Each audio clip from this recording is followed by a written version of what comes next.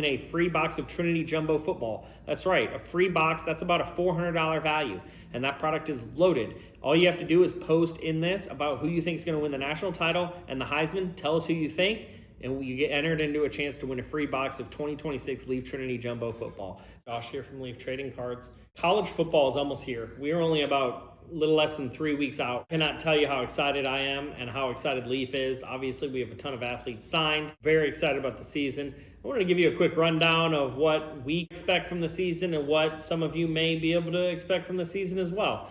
First of all, the AP All-American teams were announced today, and I'm happy to say that we have all of the skill position players in all of our products, including Trinity Football that comes out in a couple weeks. Dante Moore was named the quarterback. The running backs were Kewan Lacey and Ahmad Hardy, and the receivers were Jeremiah Smith, Malachi Toney, and Cam Coleman. All Leaf athletes, so pretty excited to be able to say that we have all the AP first team All-American in all of our products. Should help sell the products. I'm excited about that. Look, the season is always interesting. There's always teams that we think are going to be good that aren't. There's teams that we don't think are going to be good that are. Wanted to give you a couple of sleepers that I have, give you a national title projection, a Heisman projection, and then go over some teams that could make rebounds versus last year.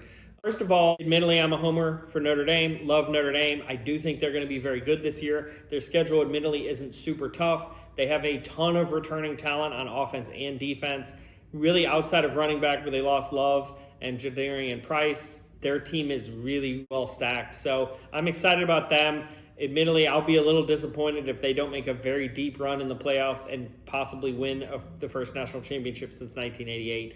Look, Texas is very good. Arch Manning got Cam Coleman. They restocked with some running backs. That team is really solid, but the SEC is tough, man. They could lose a game or two by a nail, and then you never know.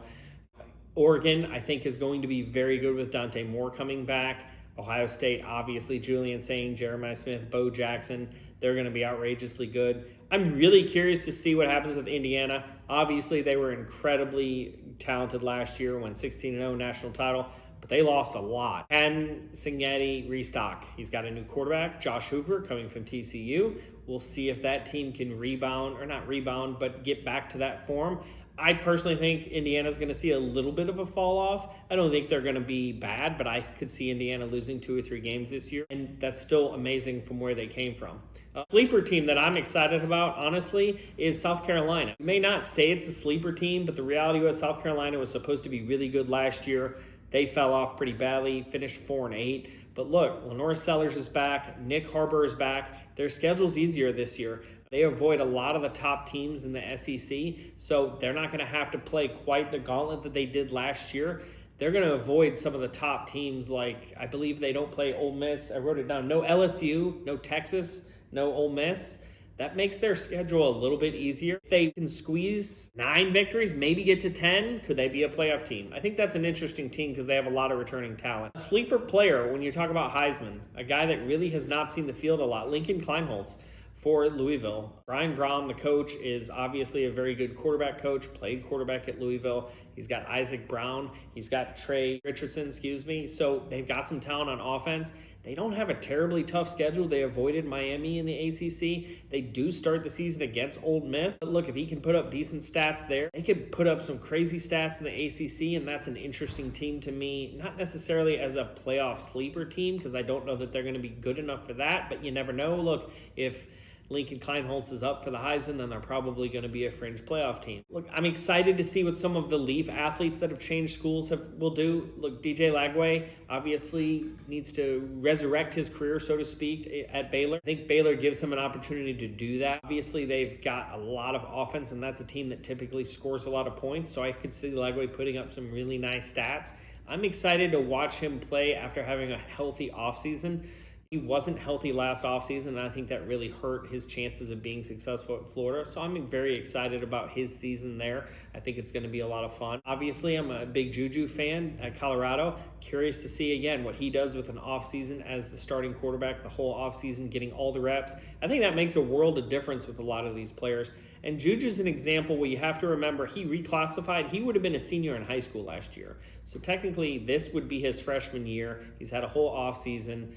Getting all the reps as the first team, will it make a difference? We'll see. Colorado starts at Georgia Tech. I'll actually be at that game. Should be a fun and interesting game. And then Baylor plays Auburn that weekend in Atlanta too. I'll be at that game as well. Curious to see Auburn as well. Auburn's a team. Can they recover? Byron Brown, big-time quarterback at South Florida, brought his coach, or his coach brought him, vice versa.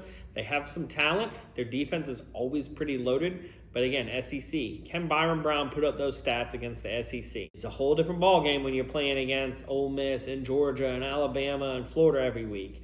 We'll see if he can compete as well at Auburn as he did at South Florida. I think he's got a lot of talent, but time will tell. Some of the obvious Heisman guys, look, Arch Manning is going to have a pretty incredible season. I referenced Texas earlier, but they've got some crazy receivers, Ryan Wingo. They've got Cam Coleman. They restocked at running back. They've got a lot of talent on that team, so Texas is going to be good, and I think Arch is going to have a good season. Dante Moore's a no-brainer. Everyone thought he was going to the pros. Snubbed the NFL, came back, probably would have been the number 2 or 3 pick, but he came back. Oregon always puts up a ton of stats. Obviously, Julian Sayin at Ohio State. I think the one knock on Sayin is Jeremiah Smith could steal a lot of his votes. If Jeremiah Smith is the reason Sayin is having a good season, will votes get split between the two? Could votes also go to potentially Brandon Inniss or even Bo Jackson? We'll see. That team has a lot of talent, but it may be a situation where there's too many guys that are getting stats. CJ Carr at Notre Dame. Again, I'm biased. Notre Dame restocked at receiver. They've got a lot of depth. They may not have that 1A receiver, but they do have a lot of depth. They're going to restock at running back, but they've got some talent, and they have probably the best offensive line in the country. So CJ Carr should be kept clean pretty well. Their schedule isn't super tough, so I think especially early on as they're trying to get their feet wet, they're going to have some pretty big stats in terms of playing against some teams that may or may not be able to slow them down tremendously. And because his defense is elite, he can take some chances. CJ Carr can throw some balls that maybe he wouldn't otherwise because his defense can make up for a lot of that. And then look, you've got some other teams that I think are fascinating. Everyone seems to be down on Georgia relentlessly. They've made the playoffs the last 2 years, but they lost their first round both times. Can they get over that hump and make a deep run in the playoffs again? Their team is still immensely talented, but can Gunnar Stockton take another step forward being a really good college quarterback? I think he's probably a little too small to be an NFL next-level quarterback, but could he lead Georgia back to a national championship game? Look, Stetson Bennett won back-to-back games, and he certainly isn't a huge NFL prospect, so it can still be done. We'll see. Look, Alabama, they're really interesting. They're going to be starting a new quarterback. Will it be Keelan Russell? Will it be Austin Mack? They have a lot of talent, but we'll see. Can they get that ship righted and really be back to the old Alabama? I'm still leery of that, but I guess time will tell. John Mateer is interesting. He was playing out of his mind, hurt his hand, fell off, couldn't play great, couldn't play. The rest of the season was so-so for Oklahoma. They had some moments, but if Mateer is healthy all year, what does that team look like? Tennessee. Here at Leaf, we're very excited about Tennessee. You've got Faison Brandon and George McIntyre battling it out to start at quarterback. McIntyre being the redshirt freshman who's been in the system, but Faison Brandon fits that offense really well. He's got a big arm. That team likes to throw deep. Could one of those guys really make a run and make Tennessee really competitive again? It'll be interesting to see. Trinidad Chambliss is very fascinating at Ole Miss. Obviously, Ed Kiffin and Charlie Weiss Jr. as running that offense. Can they keep it up without some of the play callers that they've had? Will the new play callers be able to make him as good? Time will tell. You've got Vanderbilt. Jared Curtis. Is he going to start? He's still, from what we hear, in a camp battle with the guy who's been there for a while. We'll see if Jared Curtis can end up being the starter. Can he have some of that moxie that Diego Pavia had the last few years? It's going to be a fascinating year. There's so many interesting storylines. I feel like there's always interesting storylines, but I think it gets more and more now as the media gets more involved and as more people look on the card collecting side. It's a much bigger deal now than it ever was. Before NIL, college football was fun, but now it's like not only is it fun, but man, I've got this card collection of whoever it is, and I want these guys to have a good season and hope that their cards go up. We can't wait. We're super excited. Can't tell you how excited I am for the season, again, as a Notre Dame fan. So I'm making a super bold prediction. I think Notre Dame's going to win the national title. I think I said that last year too. Honestly, and everyone's going to tell me I'm a homer. Had they made the playoffs, I think it would have been interesting because they were really playing well. But look, I'm not saying they deserve to make it. I get it. Miami should have made it over them. But had they made it, maybe there would have been some interesting game. Heisman-wise, I'm going to be a bit of a easy pick.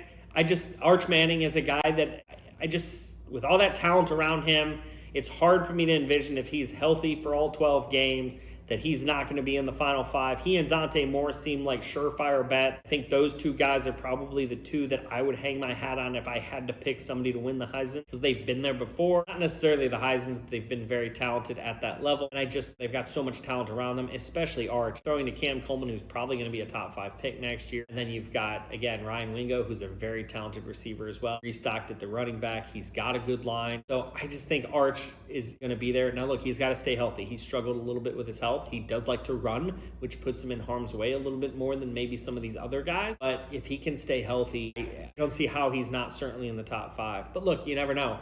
Last year at this time, did anyone predict Indiana to go 16-0 and Fernando Mendoza to run away with the Heisman? I certainly didn't. We were hopeful, I think, but I think people were still wondering if Indiana could do it.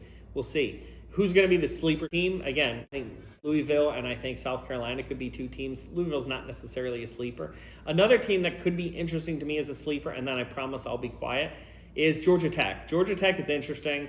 They're making a resurgence under Brent Key, the coach who just is, I'm not sure there's another coach who loves his school as much as he does. And they got Mendoza's brother. I don't know that Mendoza's brother is as good as he is. They have a great running back in Justice Haynes, who transferred from Michigan. So that's a team that's interesting to me. Their offensive line play is going to be strong because that's what Key played. And if Mendoza is, look, if he's 70% as good as his brother, Georgia Tech's going to win a lot of games. Because in the in the ACC, obviously Miami is the cream of the crop. But outside of that, there could be some chances to really make some noise with that second spot. SMU's probably good. Maybe Louisville's good. But look, could it be Georgia Tech? Could it be somebody else that comes out on a well? Could Virginia Tech? They're an interesting team as well. James Franklin went from Penn State, took a lot of his players, which admittedly, no offense to Penn State, or no offense to Virginia Tech, they probably weren't getting the same type of recruits that Penn State was. So he probably had an infusion of talent that Virginia Tech's not used to. And Ethan Grunkmeyer, who played really well at the end of the year for Penn State, is their quarterback. So there's so many fascinating stories, and I think that's what's interesting about college football now, is that year in, year out, so many of these teams change. It used to be, okay, it's pretty much the same, run it back. One more fascinating stat is CJ Carr is the first Notre Dame quarterback to start 2 seasons I read it was in 7 or 8 years. It's been a long time since Notre Dame had a quarterback play 2 years in a row, which that's not a lot. 2 years, I'm not talking about a 3 or 4 year starter. They haven't had a starter that started 2 years in a row in a long time. So I just think that speaks to the nature of college football right now. Some people probably hate that. Some people love it. I think it does make it interesting because your team changes very drastically each year. And look, the reality is the 2 oldest teams in football last year were Indiana and Miami. I don't think it's a coincidence that they played in the national championship game. Will it be something similar to that, where the teams with the most experience are the teams standing at the end of the season playing each other? And that's why, again, as a Notre Dame fan, I'm excited because they have a ton of experience coming back. But we'll see. One other team, Clemson. Could Clemson have a rebirth? Cade Klubnik era is over. Looks like Christopher Zinnia is going to be their quarterback. They still have some talent for sure, but I think Dabo has to accept the new way of college football. Can he do that? We'll see. But look, it's going to be a fascinating season. I'm super excited. Feel free to post your thoughts about who you think is going to win the Heisman, who you think is going to win the national title.